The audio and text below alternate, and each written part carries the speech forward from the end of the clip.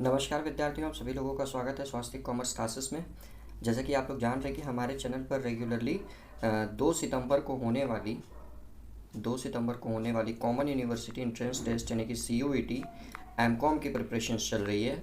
और ये देखिए, सिर्फ CUET ही नहीं, एमकॉम की जितनी भी बच्चों की कॉम्पिटिशन एग्ज़ाम्स होंगे, चाहे वो किसी भी यूनिवर्सिटीज़ के लिए हो, वो सबके लिए बेनिफिशियस है। That means relevant for all universities. Okay, ये सिर्फ CUET के लिए इंपॉर्टेंट सीरीज़ नहीं है, सारी की सारी जितनी भी यूनिवर्सिटीज़ हैं सबके लिए इंपॉर्टेंट क्वेश्चंस की सीरीज़ है। ओके, तो उसी से संबंध में देखिए, कल हम लोगों ने मैक्रो इकोनॉमिक्स का एक पार्ट कंप्लीट किया था। आज देखिए माइक्रो इकोनॉमिक्स का सेकंड पार्ट कंप्लीट करके माइक्रो इकोनॉमिक्स को कंक्लूड कर लेंगे। ओके, और अगर आपको इसकी PDF चाहिए तो देखिए, हमारा पेपर जैसे कि आप लोग जान रहे हैं पार्ट ए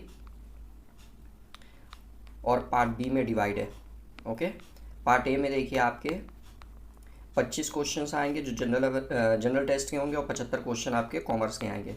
ओके, तो इन सब का साथ ही साथ 3 प्रैक्टिस सेट याद रखिएगा, ये सारी चीज़ें, और 3 प्रैक्टिस सेट कि अगर आपको PDF लेनी है, ठीक, ओवरऑल आपको 5000 क्वेश्चंस मिलेंगे, 5000 से ज़्यादा क्वेश्चंस इवन मिलेंगे इन तीनों के, ठीक, जिसमें कॉमर्स का जो पार्ट होगा वो सब्जेक्ट वाइज होगा। टोटल 24 सब्जेक्ट है, हर सब्जेक्ट्स के अलग अलग MCQ विथ आंसर मिलेंगे लगभग आपको 5000 प्लस MCQs में। तो अगर आपको इसकी PDF चाहिए तो PDF के लिए देखिए, आप लोग टेलीग्राम कह रहा हूँ, व्हाट्सएप पे आप लोग मैसेज कर सकते हैं। व्हाट्सएप नंबर हमारा है 9682204406। इस पे आप लोग डायरेक्ट व्हाट्सएप पे मैसेज करके PDF संबंधित इंक्वायरी कर सकते हैं। ओके, जन्माष्टमी के उपलक्ष्य में देखिए सिर्फ 99 रुपीज़ में आपको 5000 प्लस MCQs मिल जाएंगे पूरे के पूरे एमकॉम के लिए। ओके, इसमें देखिए पार्ट ए भी इंक्लूड रहेगा, पार्ट बी भी इंक्लूड रहेगा, और 3 प्रैक्टिस भी साथ ही साथ आपको कॉमर्स के मिल जाएंगे। तो इसीलिए कहूँगा कि ज़्यादा से ज़्यादा PDF आप लोग ले लें, क्योंकि सिर्फ 2 सितंबर को ही आपकी परीक्षा है। तो आप लोग भी अपने मन से अच्छे से बैठ के तैयारी करते रहें। PDF के लिए इस व्हाट्सअप नंबर पर संपर्क करें, मात्र 99 रुपीज़ में आपको सारी की सारी PDF मिल जाएगी। ओके, तो चलिए देर न करते हुए हम लोग अपनी क्लासेस को आज शुरू करते हैं।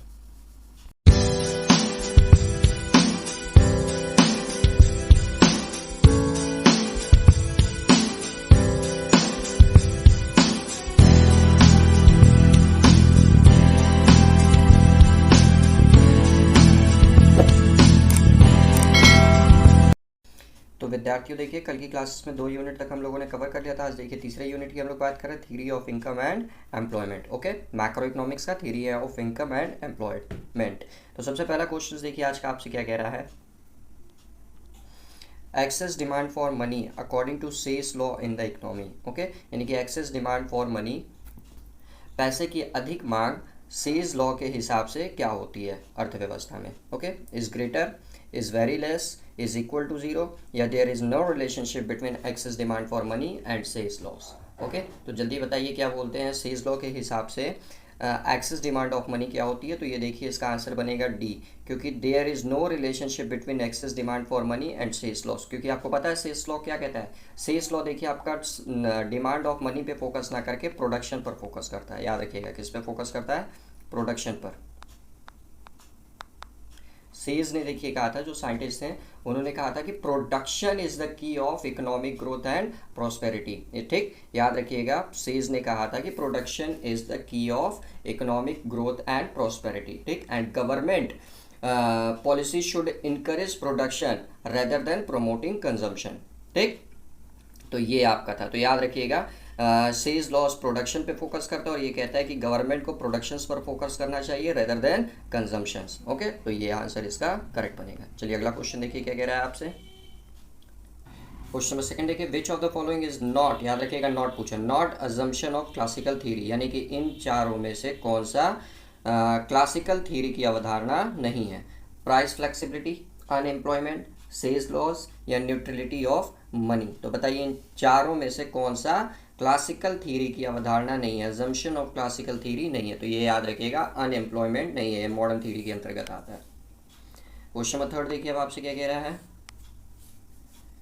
इन classical theory the equality between saving and investment is brought about to, यानी कि क्लासिकल थ्योरी के देखिए हिसाब से जो सेविंग और इन्वेस्टमेंट में आपका रिलेशन, समानता का रिलेशन क्या दर्शाता है? याद रखिएगा, इक्वलिटी जो होती है, equality between saving and investment is brought about by rate of interest, income, consumption या मल्टीप्लायर। तो जल्दी बताइए, सेविंग और इन्वेस्टमेंट के बीच में जो समानता है, इक्वलिटी आती है, वो किसकी वजह से आती है? रेट ऑफ इंटरेस्ट की वजह से, इनकम की वजह से, कंजम्पशन की वजह से या मल्टीप्लायर की वजह से? तो ये याद रखिएगा, रेट ऑफ इंटरेस्ट की वजह से आती है। कैसे आती है? देखिए, जब आपका सेविंग जो होता है ना, वो एक्सीड्स हो जाता है इन्वेस्टमेंट से। ठीक, जब सेविंग आपकी बढ़ जाती है, मतलब आपका बचत अधिक हो जाता है और आपका निवेश कम हो जाता है, तो ब्याज दर को देखिए क्या किया जाता है, रेट ऑफ इंटरेस्ट को गिरा दिया जाता है। रेट ऑफ इंटरेस्ट गिराने से ऐसा होता है ताकि आप अपने सेविंग को ज़्यादा से ज़्यादा इन्वेस्टमेंट में बदल सके, इसीलिए देखिए रेट ऑफ इंटरेस्ट को गिरा दिया जाता है। और सेम यही उल्टा होता है, जब आपका देखिए सेविंग कम होगा और इन्वेस्टमेंट ज़्यादा होगा, मतलब सेविंग देखिए आपका कम होगा, इन्वेस्टमेंट ज़्यादा होगा, तो ब्याज दर को देखिए फिर क्या कर दिया जाएगा, बढ़ा दिया जाएगा, ताकि लोग इन्वेस्टमेंट से फिर सेविंग पर लौट आए। ठीक, इससे सप्लाई ऑफ मनी बनी रहती है, यही रिलेशन होता है। चलिए आगे पढ़ते हैं।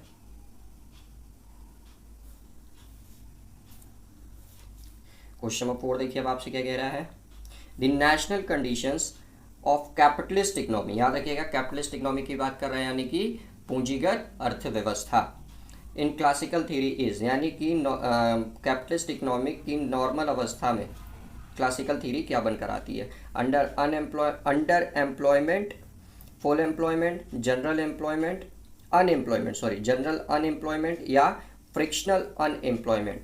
तो बताइए क्या होगा? जो नॉर्मल कंडीशंस होती है कैपिटलिस्ट इकोनॉमिक में इन क्लासिकल थ्योरी, वो क्या होती है? तो ये याद रखिएगा, फुल एम्प्लॉयमेंट बताता है, क्योंकि देखिए कैपिटलिस्ट इकोनॉमिक में प्राइवेट सेक्टर पे ज़्यादा फोकस होता है। ठीक, और जब प्राइवेट सेक्टर्स पे ज़्यादा फोकस होता है तो देखिए एंटरप्रेन्योर ज़्यादा निकलते हैं। तो जब एंटरप्रेन्योर देखिए आपके ज़्यादा निकलेंगे तो ऑब्वियसली बिजनेस ज़्यादा सेटअप होगा, जिससे कि जो आपका क्या बोलते हैं एम्प्लॉयमेंट रेट है वो हमेशा इंक्रीज़ करेगा। तो इसीलिए यहाँ पे कैपिटलिस्ट इकोनॉमिक में क्लासिकल थ्योरी के हिसाब से फुल एम्प्लॉयमेंट माना जाता है। ओके, चलिए आगे बढ़ते हैं।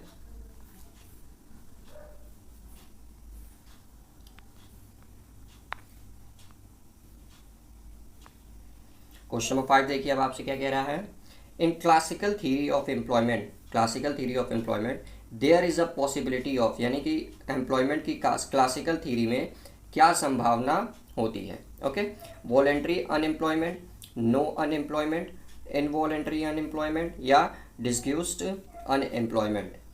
तो देखिए आपका क्लासिकल थ्योरी ऑफ एम्प्लॉयमेंट में जो संभावना होती है, पॉसिबिलिटी होती है, वो वॉलेंट्री अनएम्प्लॉयमेंट की होती है। ओके, क्वेश्चन नंबर 6 देखिए आपसे क्या कह रहा है, supply creates its own demand is law of, यानी कि सप्लाई देखिए अपनी डिमांड खुद क्रिएट करता है, यह कौन सा लॉ है ये आपको बताना है। ओके, इन्वेस्टमेंट, इन्फ्लेशन, कंजम्पशन या मार्केट। तो बताइए, supply creates its own demand is law of, किसका लॉ है ये?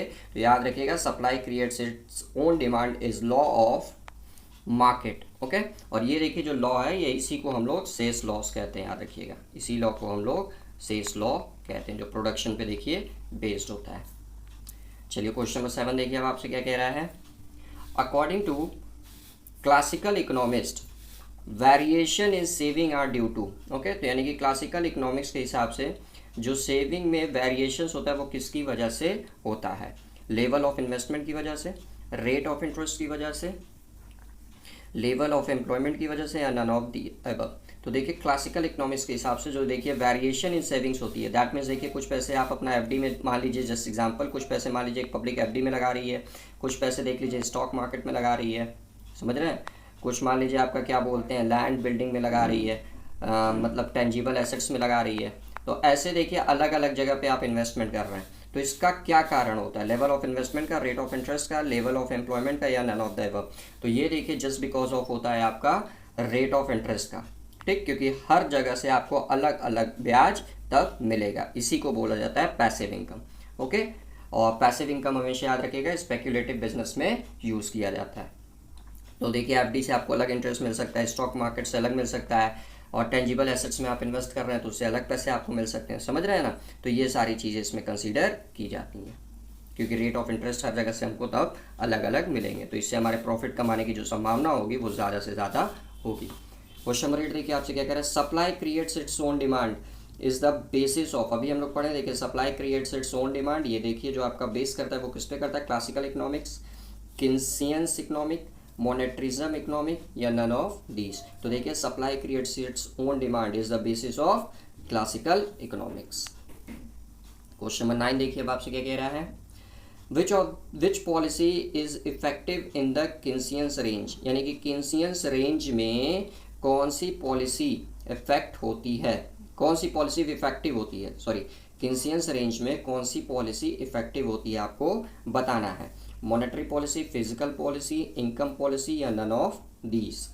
तो जल्दी से आंसर बताइए कि आपका किन्सियंस रेंज में जो पॉलिसी होती है वो क्या बोलते हैं, कैसे इफेक्ट, कौन सी पॉलिसी इफेक्टिव होती है, तो मॉनेटरी, फिजिकल, इनकम, या नन ऑफ दीज। तो याद रखिएगा किन्सियंस रेंज में जो पॉलिसी आपकी इफेक्टिव होती है वो फिजिकल पॉलिसी होती है, ठीक। और सिमिलरली क्या बोलते हैं, अगर ये क्लासिकल थ्योरी होता है, याद रखिएगा क्लासिकल थ्योरी अगर यही होता है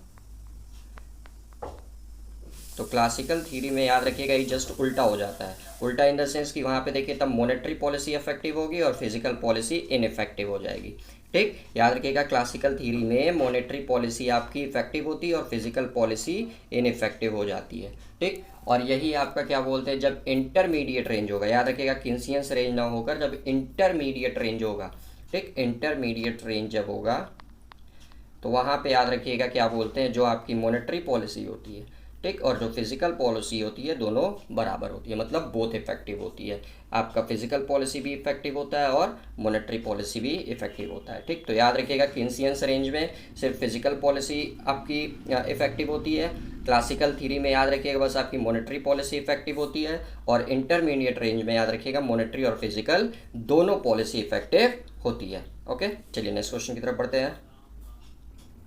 question number 10, when output exceeds spending, यानी कि देखिए जब आपका प्रोडक्शन आउटपुट उत्पादन, ठीक, आपके उत्पादन आपके खर्च से अधिक हो जाता है, यानी कि उत्पादन देखिए जो है production is more then your spending, यानी कि आउटपुट इज एक्सीड्स स्पेंडिंग, तो क्या केसेस आएगी, ठीक। There is unsold output and level of output will fall, there is unsold output and level of output will rise, there is unsold output and level of spending will rise, and there is no unsold output since the level of spending will rise। तो बताइए when output exceeds spending, यानी कि आपका जब उत्पादन जो होगा वो खर्च से अधिक हो जाएगा तो क्या होगा, तो ये याद रखिएगा there is unsold output, ठीक, and level of output will fall, यानी कि देखिए तब वहाँ पे अनसोल्ड आउटपुट होगा और जो लेवल ऑफ आउटपुट होगा वो गिरना शुरू हो जाएगा। ओके, क्वेश्चन नंबर 11 देखिए अब आपसे क्या कह रहा है, saving is a function of, saving देखिए किसका फंक्शंस होता है, saving is a functions of export, import और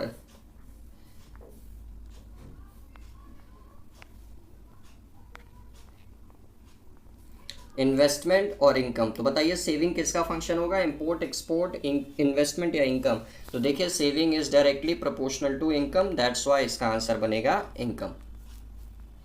नेक्स्ट पढ़ते हैं क्वेश्चन नंबर 12 देखिए अब आपसे क्या कह रहा है, entrepreneurs will have no tendency, याद रखिएगा will have no tendency to expend or contract output and employment when, यानी कि entrepreneurs यानी कि उद्यमियों के पास, ठीक, उत्पादन या टेंडेंसी टू एक्सपेंड मतलब अपने बिजनेस को बढ़ाने की वो टेंडेंसी, या एम्प्लॉयमेंट के रोजगार के विस्तार की कोई भी प्रवृत्ति नहीं होगी। याद रखिएगा कि entrepreneurship will have no tendency to expand और contract output and employment when, और ये ऐसी परिस्थिति कब उत्पन्न होगी जब AD greater than AS, that means aggregate demand is more than aggregate supply, या आपका aggregate demand is less than aggregate supply, या aggregate demand is equal to aggregate supply, या नन ऑफ दीज। तो याद रखिएगा एंटरप्रेन्योर्स कभी जब उनका एग्रीगेट डिमांड एग्रीगेट सप्लाई के बराबर होता है तो ये देखिए वहाँ पे कोई भी वो एक्सपेंशंस का नहीं सोचते हैं, ना ही कोई आउटपुट का विस्तार के बारे में सोचते हैं, ना ही रोजगार के सृजन के बारे में सोचते हैं। ओके, तो इसलिए इसका answer A D is equal to A S बनेगा। नेक्स्ट क्वेश्चन देखिए आपसे क्या कह रहा है, the slope of consumption function is called, यानी कि कंजम्पशन फंक्शन के स्लोप को क्या कहा जाता है ये आपको बताना है। एमपीसी, एमपीएस, APC या APS? तो बताइए स्लोप ऑफ कंजम्पशन फंक्शंस को क्या कहा जाता है? तो इसको याद रखिएगा MPC कहा जाता है, जिसका फुल फॉर्म होता है आपका मार्जिनल प्रोपेंसिटी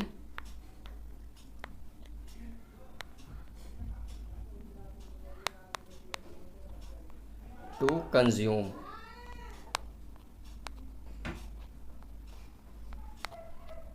ओके, यही कहा जाता है marginal propensity to consume, MPC का फुल फॉर्म। नेक्स्ट क्वेश्चन पढ़ते, क्वेश्चन नंबर 14 देखिए अब आपसे क्या कह रहा है। The concept of effective demand is associated with the name of. अभी देखिए ऊपर हम लोग क्वेश्चंस किए थे, इफेक्टिव डिमांड देखिए किसके साथ एसोसिएट करता है, मार्शल, केन्स, क्रूगमैन या से। तो बताइए क्या बोलते हैं, इफेक्टिव डिमांड की थ्योरी किसने दी थी? तो अभी हम लोग ऊपर देखे हैं केन्स ने दी थी। नेक्स्ट क्वेश्चन देखिए 15 क्या कह रहा है आपसे। Psychological law consumption states that the value of MPC, जो आपकी मार्जिनल प्रोपोर्शनिटी टू कंज्यूम की जो वैल्यू होती है, इज लाइज बिटवीन 0 एंड, तो देखिए 0 और किसके बीच में होती है, 1, 2, 3 या 4। तो देखिए साइकोलॉजिकल कंजम्पशन के हिसाब से जो MPC की वैल्यू होती है वो 0 और 1 के बीच में होती है। ठीक, 0 से बड़ी होती है नॉर्मल केसेस में, याद रखिएगा, और 1 से कम होती है। ठीक, तो यही इसका होता है। नेक्स्ट क्वेश्चन देखिए आपसे क्या कह रहा है। Question number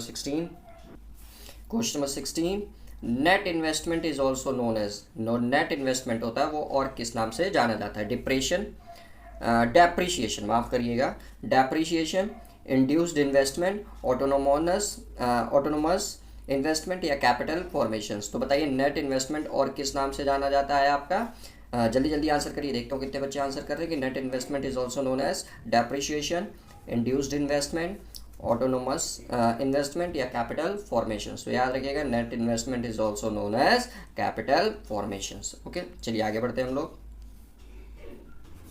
In the saving function s is equal to minus a plus by, the terms b denotes, यानी कि देखिए सेविंग फंक्शंस जो s बराबर माइनस ए प्लस बी वाई होता है, इसमें b क्या डिनोट करता है।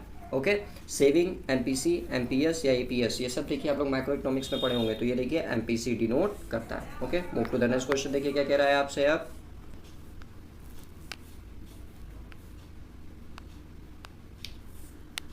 Who propound psychological law of consumption, यानी कि देखिए साइकोलॉजिकल लॉ ऑफ कंजम्पशन किसने दिया है, एडम स्मिथ, रिकार्डो, केन्स या पीगू। तो बताइए law of psychological law of consumption किसने दिया है। ठीक, जल्दी जल्दी आंसर करिए। साइकोलॉजिकल लॉ ऑफ कंजम्पशन किसकी देन है, एडम स्मिथ, रिकार्डो, केन्स या पीगू। तो ये देखिए केन्स की देन है। ओके, नेक्स्ट देखिए क्या कह रहा है आपसे। क्वेश्चन नंबर 19 देखिए, when MPS 0.2 MPC will be, यानी कि देखिए आपका क्या बोलते हैं, मार्जिनल प्रोपोर्शनिटी टू सेविंग 0.2 दिया है, तो आपसे मार्जिनल प्रोपोर्शनिटी टू कंजम्पशन पूछ रहा है। तो इसका देखिए फॉर्मूला होता है आपका marginal propensity to consumption is equal to 1 minus marginal propensity saving. Okay, तो ये देखिए 1 माइनस 0.2 यानी कि इसकी वैल्यू देखिए आ जाएगी तब 0.8, तो 0.8 will be correct answer. Question number 20 देखिए अब आपसे क्या कह रहा है। In linear consumption function, okay, C is equal to a plus b y, so coefficient of a denotes, यानी कि a का कोफिशियंट क्या डिनोट करेगा। Okay, MPC, APC, autonomous consumption या इंड्यूस कंजम्पशन। ओके, तो याद रखिएगा in the linear consumption function C बराबर a प्लस बी वाई, तो जो कोफिशियंट ऑफ a जो डिनोट करेगा वो करेगा आपका autonomous consumption. Move to the next question 21 देखिए अब आपसे क्या कह रहा है। In the equation C is equal to 60 plus 0.6y, so MPC is, याद रखिएगा बोल रहा है क्वेश्चंस में कि C is equal to, यानी कि कंजम्पशन फंक्शंस दिया है, तो 60 is equal to C is equal to 60 plus 0.6y, तो MPC is, तो MPC की वैल्यू सब जानते हैं। देखिए अभी हम लोग ऊपर देखिए 0 से ज़्यादा होती है बट 1 से कम होती है। ओके, और ये देखिए इसका कोफिशियंट होता है, तो that means 0.6 will be your correct answer. Question number 22 देखिए अब आपसे क्या कह रहा है। Keynes assumed the presence of dash economic for fundamental law consumption, यानी कि देखिए किन्स की धारणा के अनुसार क्या चीज़, कौन सी इकोनॉमी आपकी फंडामेंटल लॉ ऑफ कंजम्पशन से संबंधित है, यानी कि किन्स की अवधारणा के अनुसार कौन सी इकोनॉमी लॉ ऑफ कंजम्पशन से संबंधित है कैपिटलिस्ट इकोनॉमी, जो आपका प्राइवेट सेक्टर जिसमें देखिए प्रियोरिटी रखता है, फिर आपका सोशलिस्ट इकोनॉमिक जिसमें देखिए पब्लिक सेक्टर, और फिर प्लान, तो प्लान तो कुछ होता नहीं है, मिक्स्ड होता है, याद रखिएगा। ओके, जिसमें प्राइवेट और पब्लिक दोनों आ जाती है, या नन ऑफ द एबव। तो याद रखिएगा किन्स की अवधारणा के अनुसार वह इकोनॉमी जिसमें फंडामेंटल लॉ ऑफ कंजम्पशन आता है वो होता है कैपिटलिस्ट इकोनॉमिक्स। ओके, चलिए आगे बढ़ते हैं हम लोग।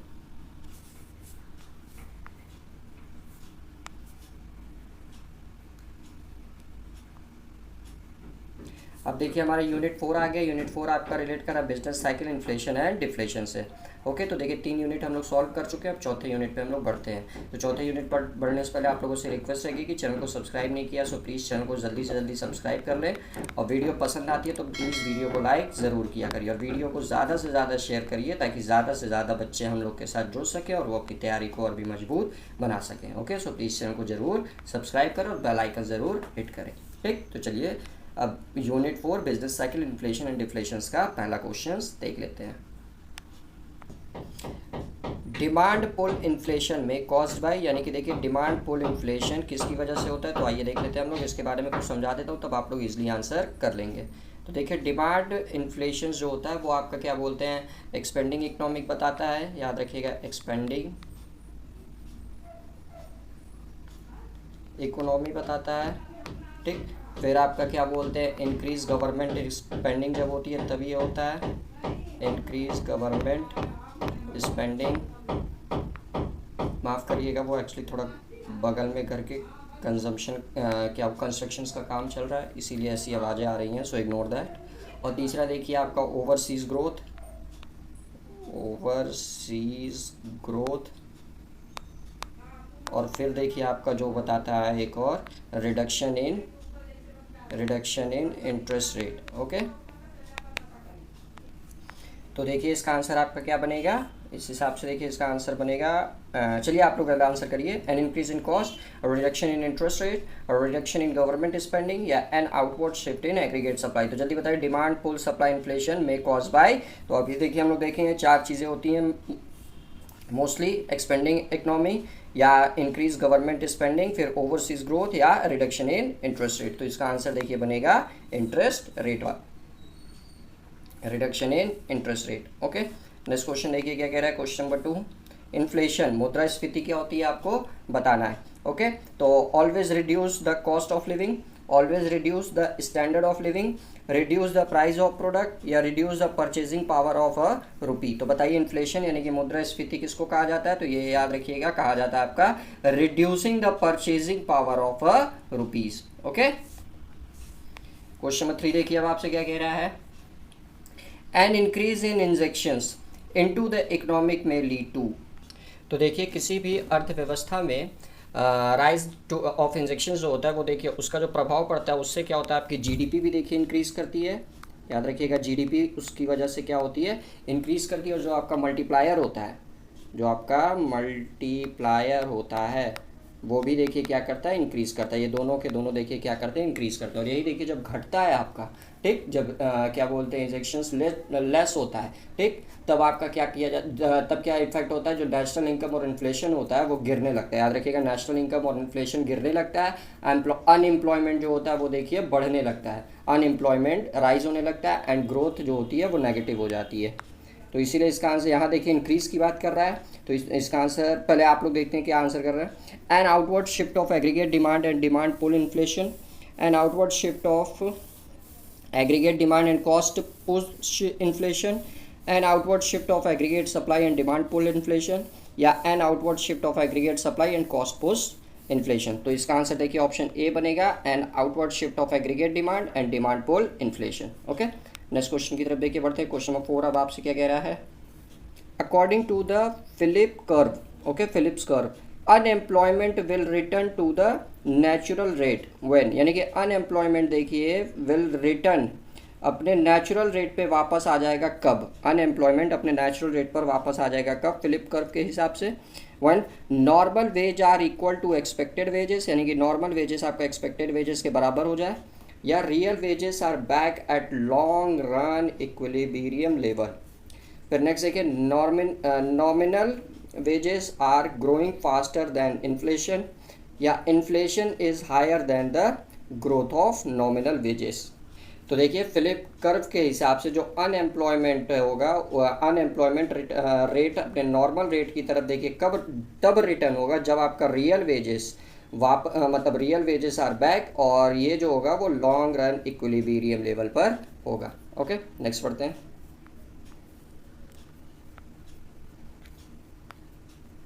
क्वेश्चन नंबर 5 देखिए क्या कह रहा है अब आपसे।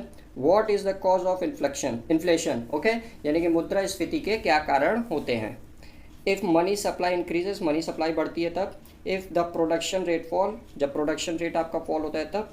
या if money supply increases and production falls, या both money supply and productions decreases. ठीक, तो बताइए इन्फ्लेशन का कारण क्या होता है, what is the causes of inflation, या मुद्रास्फीति के क्या कारण होते हैं। जल्दी आंसर करके बताइए कि इफ़ मनी सप्लाई इंक्रीजेस यानी कि मुद्रा पूर्ति बढ़ जाए, या प्रोडक्शन रेट फॉल्स यानी कि आपका उत्पादन दर घट जाए, गिर जाए, या if the money supply increases यानी कि मुद्रा पूर्ति बढ़ रही है और जो प्रोडक्शन है वो आपका उत्पादन जो है वो गिर रहा है, या both money supply and production decreases. तो इसका आंसर देखिए बनेगा सी। मनी सप्लाई जब इंक्रीज कर जाती है और प्रोडक्शन फॉल कर जाता है, it is the cause of inflation. Question number 6 देखिए, सॉरी आपसे क्या कह रहा है आप। What does the inflation imply, inflation क्या इम्प्लाई करता है। Rise in budget deficit, budget deficit इससे बढ़ता है। Rise in price of consumer goods, consumer goods के प्राइस में वृद्धि होती है।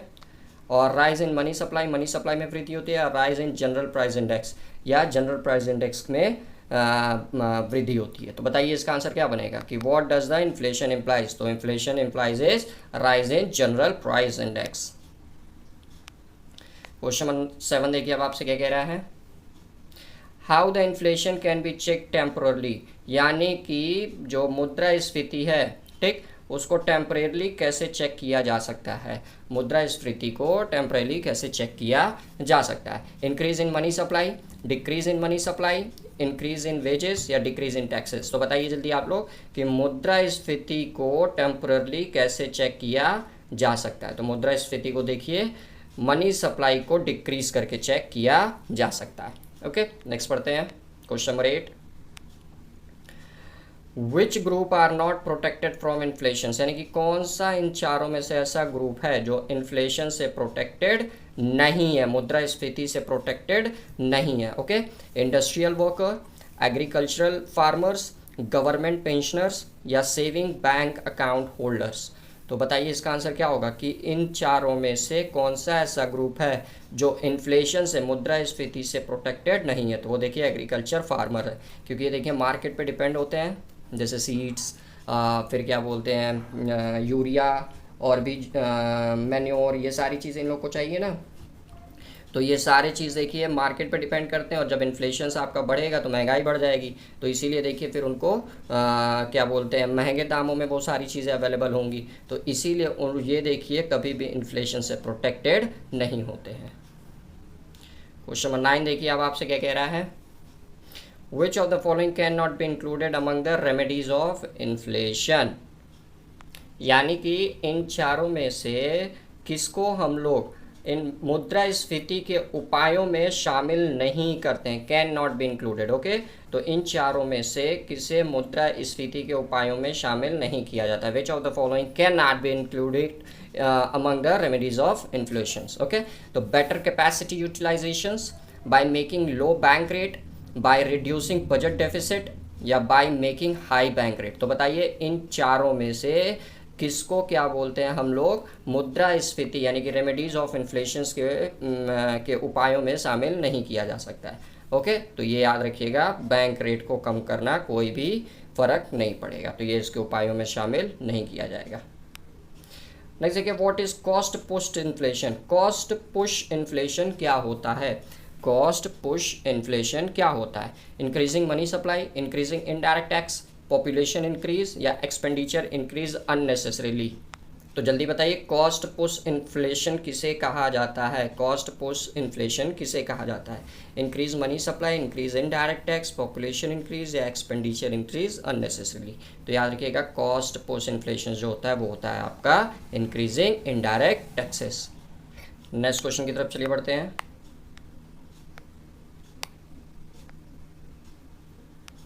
Question number 11, inflation is the state in which, okay, the value of money decreases, the value of money increases, the value of money increases first and then decreases, या the value of money decreases first and increase later. Okay, तो जल्दी बताइए क्या होता है. Inflation is the state in which, देखिए जब मुद्रा की वैल्यू गिरने लगती है तो वहीं पे इन्फ्लेशन आना शुरू हो जाता है. That means the value of money decreases. Okay, next question पढ़ते हैं. क्वेश्चन नंबर 12 देखिए अब आपसे क्या कह रहा है. Which of the following class will not be negatively affected by higher inflations, यानी कि कौन सा इन चारों में से ऐसा क्लास है जो अगर बहुत ही ज़्यादा मुद्रास्फीति हो जाए, दैट मीन्स हायर इन्फ्लेशंस पे भी उस पर देखिए क्या बोलते हैं, will not be negatively affected, उस पर देखिए कोई भी नकारात्मक प्रभाव नहीं पड़ेगा. ओके, याद रखिएगा नहीं पड़ेगा पूछा है. The consumer class, the debtor class, pensioner class या बिजनेस क्लास. तो जल्दी बताइए, जब इन्फ्लेशन आपका हायर हो जाए, एकदम मतलब टॉप पर हो जाए, तो कौन सा इन चारों में से ऐसा क्लास है जिस पे कोई भी नकारात्मक प्रभाव नहीं पड़ेगा. तो वो देखिए आपका है बिजनेस क्लास. ओके, क्योंकि इनके पास इतने पैसे हैं कि उनके ऊपर महंगाई वहंगाई का कोई असर ही नहीं होता. क्वेश्चन नंबर 13 देखिए क्या होता है. Which of the following is an effect of inflation, यानी कि मुद्रास्फीति का क्या प्रभाव होता है.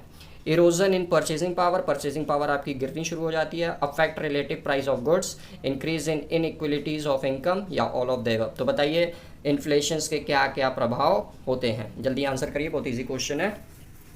ये सब देखिए आप लोग 11th 12th में भी पढ़े होंगे, बीकॉम में भी पढ़े होंगे, बहुत बार ये सारी चीज़ें आप लोग देखे होंगे. तो देखिए जो इन्फ्लेशन का इफेक्ट होता है वो ये तीनों का तीनों बन जाएगा. Erosion in purchasing power, affect relative price of goods, increase in inequalities of income, और ये तीनों के तीनों इसके इफेक्ट होंगे. क्वेश्चन नंबर 14 देखिए आपसे क्या कह रहा है. The throw of business cycle occurs when dash hits the lowest point, यानी कि एक व्यापार चक्र की गर्त मतलब सर्कल तब होती है जब इन चारों में से कौन सबसे न्यूनतम बिंदु पर टकराता है, यानी कि टच करता है. Okay, inflation, this money supply, aggregate economy activity या दी अनएम्प्लॉयमेंट रेट. तो देखिए जो बिजनेस साइकिल से आपका थ्रो करेगा मतलब फिर से गर्त करेगा, तो वो देखिए जो पॉइंट होता है जिस पे वो हिट करता है वो आपका एग्रीगेट इकोनॉमी एक्टिविटी होती है. ओके, चलिए नेक्स्ट पढ़ते हैं. नेक्स्ट क्वेश्चन देखिए अब आपसे क्या कह रहा है. 15,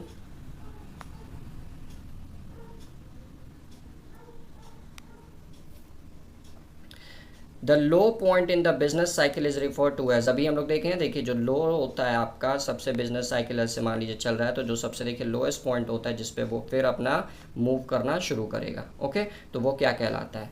एक्सपेंशन, बूम, ट्रू या पिक. तो याद रखिएगा लोएस्ट पॉइंट जहाँ से बिजनेस साइकिल फिर से देखिए शुरू होता है, ओके, उसको हम लोग ट्रू कहते हैं. यहाँ पे देखिए वही चीज़ तो था. ओके, तो देखिए जब हिट करता है सबसे अपने लोएस्ट पॉइंट पे, जो उसका देखिए लोएस्ट पॉइंट होता है वही क्या कहलाता है, ट्रू कहलाता है. क्वेश्चन नंबर 16 देखिए अब आपसे क्या कह रहा है.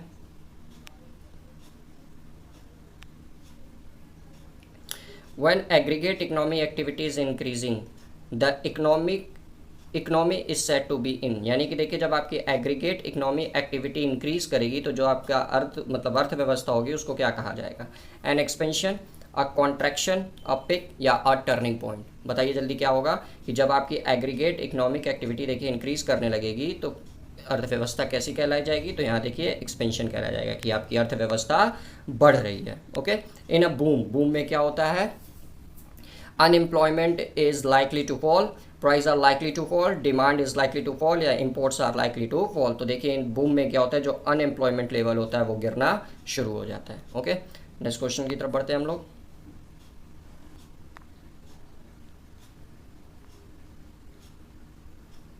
क्वेश्चन नंबर 18 देखिए अब आपसे क्या कह रहा है.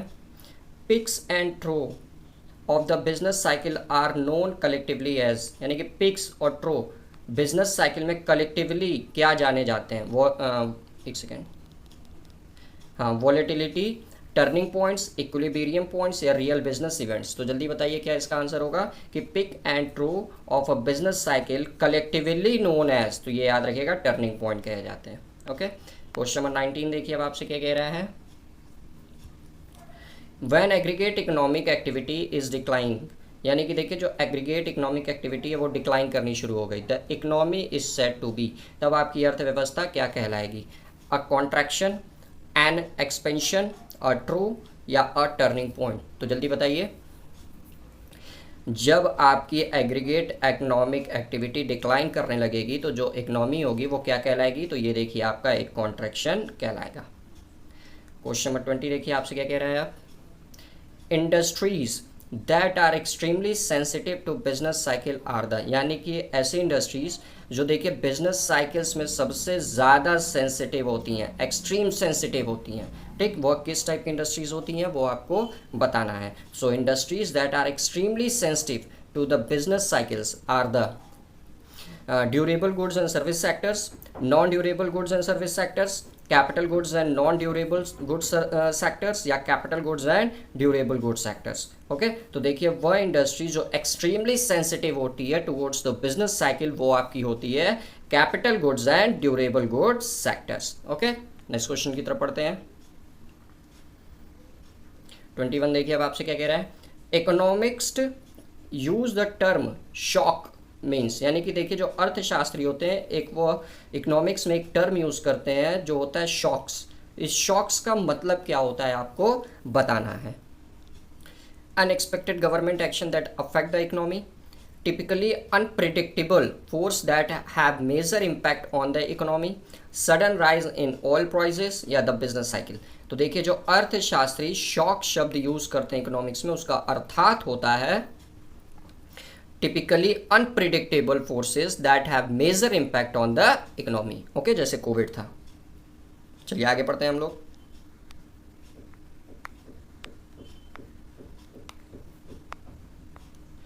तो देखिए 4 यूनिट हम लोग कंप्लीट कर लिए। अब देखिए हम लोग 5वें यूनिट पे आ गए। 5वां यूनिट देखिए हमारा क्या है, माइक्रो इकोनॉमिक पॉलिसीज। यही माइक्रो इकोनॉमिक्स का देखिए अंतिम पार्ट है। तो आइए इसको भी अब हम लोग कवर कर लेते हैं। तो फिर से देखिए नए यूनिट शुरुआत करने से पहले वही विनती रहेगी आपसे कि चैनल को प्लीज़ सब्सक्राइब जरूर कर लें।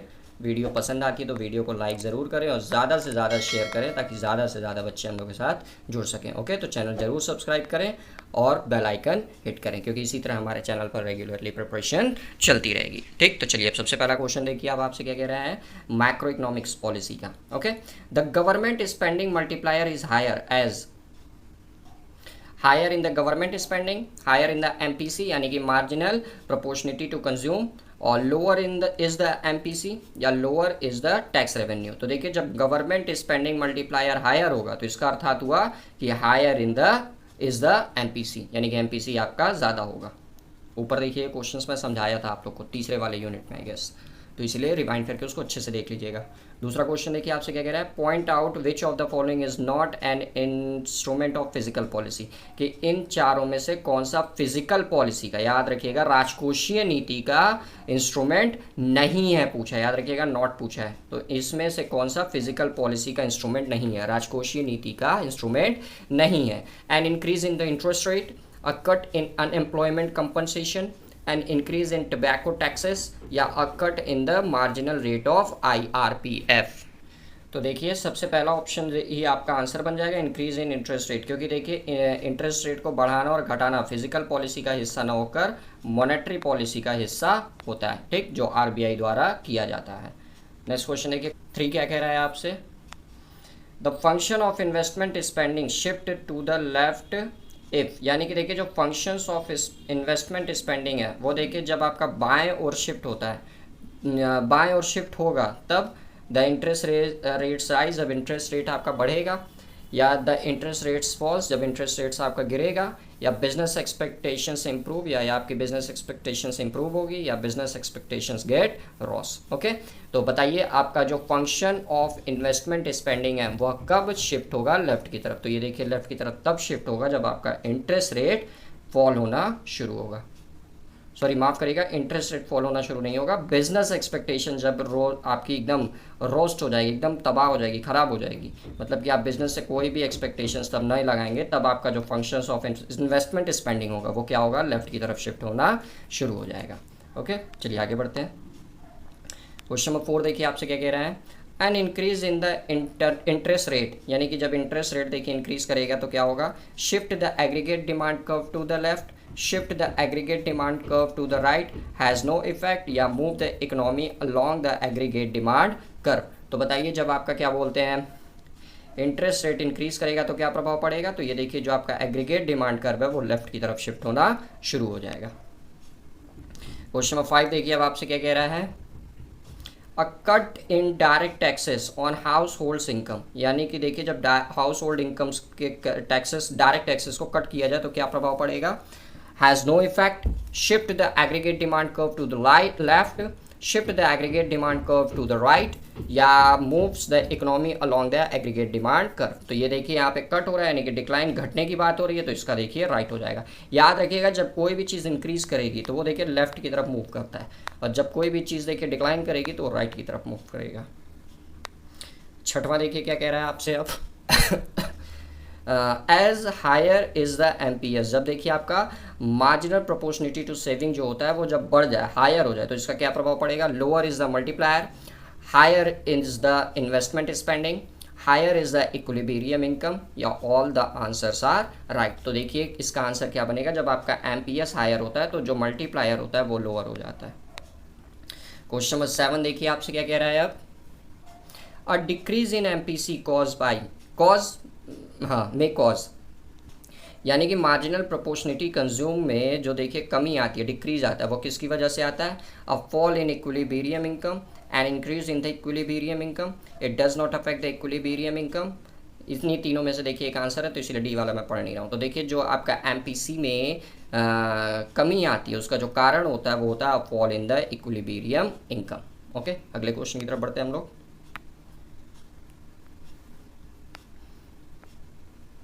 क्वेश्चन नंबर 8 देखिए अब आपसे क्या कह रहा है, to increase the money supply the bank central could, यानी कि देखिए सेंट्रल बैंक का एक्चुअली होना चाहिए कि द सेंट्रल बैंक कोड, यानी कि देखिए जब मनी सप्लाई बढ़ाना हो, मुद्रा की पूर्ति बढ़ानी हो, तो सेंट्रल बैंक को क्या करना चाहिए। ओके, चलिए आइए ऑप्शन पढ़ते हैं। कट टैक्सेस, ये देखिए सेंट्रल बैंक ने फिजिकल पॉलिसी का हिस्सा है, क्योंकि टैक्सेस जो होते हैं वो फिजिकल पॉलिसीज़ के तहत आते हैं और ये गवर्नमेंट का होता है, सेंट्रल बैंक का नहीं, तो ये तो ऑप्शन ही चला गया। Purchase bonds in the open market, ये देखिए होगा, क्योंकि ये देखिए आपका मॉनेटरी पॉलिसी का क्वांटिटेटिव टूल्स है, और क्वांटिटेटिव टूल्स में देखिए क्या करता है, एक आपका क्वांटिटेटिव टूल्स होता है ओपन मार्केट ऑपरेशंस। तो ओपन मार्केट ऑपरेशंस में आरबीआई देखिए क्या करती है, गवर्नमेंट के बॉन्ड्स को खरीदती और बेचती है शॉर्ट टर्म पीरियड्स के लिए। ओके, तो देखिए जब सप्लाई ऑफ मनी उसको बढ़ानी है तो देखिए वो परचेस करेगा, दैट मीन्स पब्लिक के पास जो बॉन्ड्स रखे हैं वो बॉन्ड्स को खरीद लेगा और पब्लिक को उसके बदले पैसे देगा, तो इससे क्या होगा, सप्लाई ऑफ मनी देखिए इंक्रीज करनी शुरू हो जाएगी। ओके, क्वेश्चन नंबर 9 चलिए बढ़ते हैं हम लोग।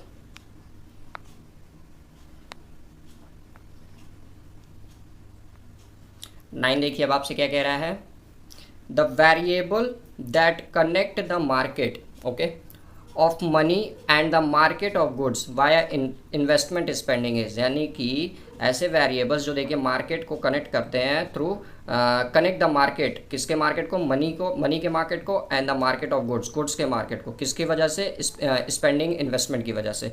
तो ये क्या कहलाता है आपका, the MPC, the interest rate, the MPS, या द सीपीआई। सीपीआई यानी कि कंज्यूमर प्राइस इंडेक्स। ओके, तो जल्दी से इसका आंसर बताइए क्या बनेगा। तो इसका आंसर देखिए बनेगा the interest rate. Next question पढ़ते हैं, क्वेश्चन नंबर 10 देखिए अब आपसे क्या कह रहा है, एक second, point out the monetary policy instrument, यानी कि मॉनेटरी पॉलिसी के इंस्ट्रूमेंट को देखिए क्या बोलते हैं, पॉइंट करना है। तो एन इंक्रीज इन डायरेक्ट टैक्सेस, सभी बताएं टैक्सेस आपका मॉनेटरी पॉलिसी का हिस्सा ही नहीं है, ये फिजिकल पॉलिसी का हिस्सा है। ओके, ओपन मार्केट ऑपरेशंस यही देखिए होता है, अभी जस्ट मैंने बताया, पिछले वाली क्लासेस जरूर देखिएगा आप लोग को, यहाँ पे आई बटन पे आप लोग को पूरे वीडियोज़ की लिंक मिल जाएगी, वहाँ पर जरूर जाकर सारा का सारा MCQs आप लोग वॉच करिएगा, बहुत ही ज़्यादा बेनिफिट होगा आप लोग के लिए। ठीक, वहाँ पर सारे वीडियोज़ पर मैंने अच्छे से आप लोगों को सारी चीज़ें समझा रखी हैं। फिर उसके बाद से फ्रीजिंग पेंशन, ये सारी चीज़ें तो हो गई। तो देखिए जो आपका मॉनेटरी पॉलिसी का इंस्ट्रूमेंट है वो क्या है, ओपन मार्केट ऑपरेशंस। चलिए अगला पढ़ते हैं,